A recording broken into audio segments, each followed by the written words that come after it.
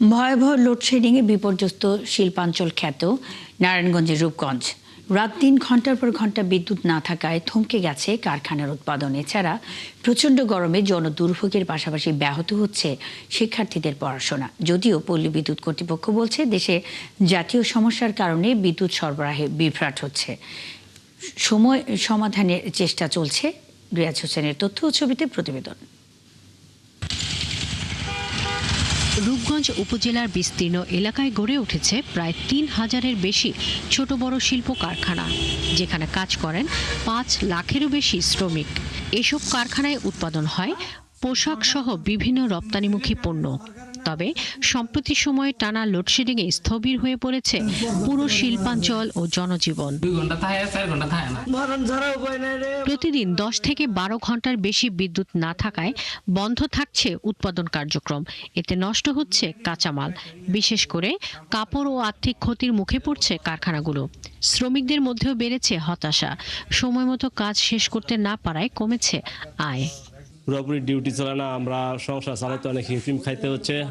এখন আমাদের পরিবার নিয়ে খুব কষ্টের মধ্যে আছি। মনে করেন কি করবো, কিছু করার নাই। এইভাবে আজকে 15-20 দিন ধরে এই অবস্থা, বিদ্যুতের কোনো খবর থাকে না। বিদ্যুৎ থাকলে এদের প্রোডাকশন হয়, নাইলে হয় না। এখন যদি এইভাবে কারেন্ট থাকে তাহলে তো আমাদের মরণ ছাড়া উপায় নেই। লোডশেডিংয়ের প্রভাব পড়েছে সাধারণ মানুষের জীবনেও। প্রচণ্ড গরমে হাসপাতালের রোগীদের অবস্থা আরও খারাপ হচ্ছে।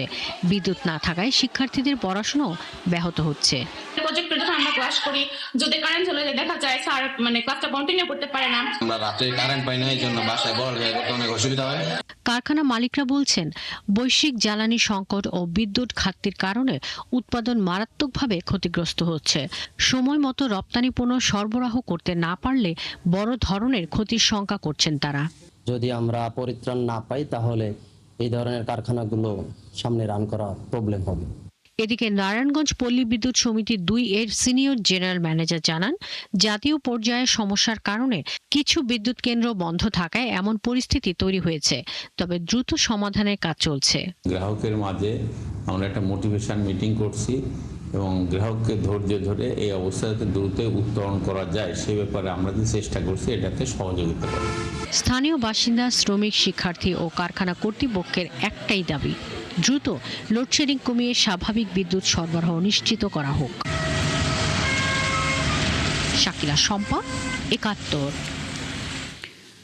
ভয়াবহ লোডশেডিংয়ে বিপর্যস্ত শিল্পাঞ্চল খ্যাত নারায়ণগঞ্জের রূপগঞ্জ, সেখানকার খবর জানাতে আমাদের সাথে যুক্ত হচ্ছেন সহকর্মী রিয়াজ হোসেন। রিয়াজ, লোডশেডিংয়ের কারণে কারখানাগুলোতে কি পরিমাণ প্রভাব পড়েছে এবং এই নিয়ে কি বলছেন কারখানা কর্তৃপক্ষ ও শ্রমিকরা?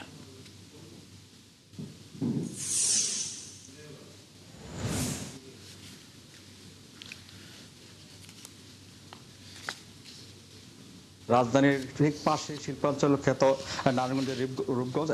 এই রূপগঞ্জে কিন্তু ৩,০০০-এর অধিক ছোট, মাঝারি, বড় ধরনের বিভিন্ন ধরনের শিল্প কারখানা রয়েছে। আর সেই শিল্পের সাথে জড়িত কিন্তু ৫,০০০-এর অধিক শ্রমিক। তো আমরা গত কয়েকদিনে আমরা যে ঘুরে জানতে পেরেছি যে এখানে যে লোডশেডিং এর প্রবণতা অনেকটাই বেশি, সে কারণে কিন্তু বিভিন্ন শিল্প কারখানায় কিন্তু তার উৎপাদন অনেকটাই ব্যাহত হচ্ছে। এবং শিল্প কারখানা মালিকরা আমাদেরকে বলেছেন যে এইভাবে যদি লোডশেডিং চলমান থাকে তাহলে কিন্তু তারা বিভিন্ন শিল্প কারখানা তারা বন্ধের দিকে চলে যাবে বলে তারা আমাদেরকে জানিয়েছে। এবং কারখানার যে শ্রমিকরা তারা আমাদেরকে বলেছে যে এইভাবে লোডশেডিং থাকলে তাদের উৎপাদনটা অনেকটা কম হবে। এতে করে কিন্তু মালিক পক্ষ তাদের যে চাহিদা মতো বেতন সেটাও দিতে পারবে না বলে তারা কিন্তু অনেকটাই হতাশাগ্রস্ত আমাদেরকে জানিয়েছেন। তবে এছাড়া কিন্তু শিল্প কারখানার পাশাপাশি কিন্তু শুধু শিল্প কারখানার পাশাপাশি আপনি জানেন যে পরীক্ষা চলমান, সেই পরীক্ষার শিক্ষার্থীরা কিন্তু ঠিকমতো লেখাপড়া করতে পারছে না, সেটাও কিন্তু অনেকটাই প্রভাব পড়ছে বলে আমরা জানতে পেরেছি। এবং শিক্ষার্থীরা আমাদেরকে জানিয়েছে যে এই লোডশেডিং চলমান থাকলে তাদের পরীক্ষার যে রেজাল্টটা অনেকটাই খারাপ হবে বলে তারা দাবি করেছে। এবং শিল্প পাশাপাশি যেমন লেখাপড়ার পাশাপাশি যে হাসপাতালগুলো কিন্তু আমরা ঘুরে দেখতে পেরেছি যে হাসপাতালে কিন্তু চিত্রটা অনেকটাই ভিন্ন। কারণ অসুস্থ রোগীরা হাসপাতালে ভর্তি হয়, সেখানে কিন্তু লোডশেডিংয়ের কারণে কিন্তু হাসপাতালে আসা অসুস্থ রোগীরা কিন্তু অনেকটাই অসুস্থ বোধ করছে। তারা আমাদেরকে জানেন যে এই লোডশেডিংয়ের কারণে কিন্তু হাসপাতালে অনেকটাই রোগীর চাপ বৃদ্ধি থাকলেও কিন্তু অসুস্থর কারণে কিন্তু সেখানে লোডশেডিংয়ের কারণে অনেকটাই সমস্যাগ্রস্ত হচ্ছে। তবে শিল্প কারখানার যে মালিক পক্ষরা আমাদেরকে দাবি করেছে যে এই বিশেষ করে মধ্যপ্রাচ্যের যুদ্ধের কারণে একদিকে যেমন তেলের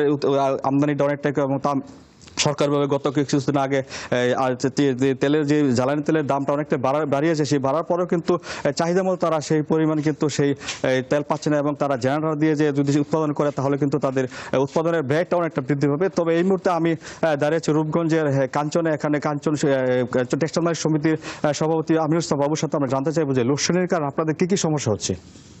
আপনারা জানেন আমাদের রূপগঞ্জে একটা শিল্প এলাকা, এখানে ছোট বড় কয়েক হাজার কারখানা আছে। এই বিগত কয়েক সপ্তাহ যাবৎ অতিরিক্ত লোডশেডিংয়ের কারণে আমাদের উৎপাদন ব্যাহত হচ্ছে। এইভাবে ব্যাহত হলে আমাদের শিল্প প্রতিষ্ঠান চালিয়ে রাখা অসম্ভব হবে। সরকারের কাছে আমাদের দাবি এই ব্যবস্থার জন্য দ্রুত উন্নতি হয়।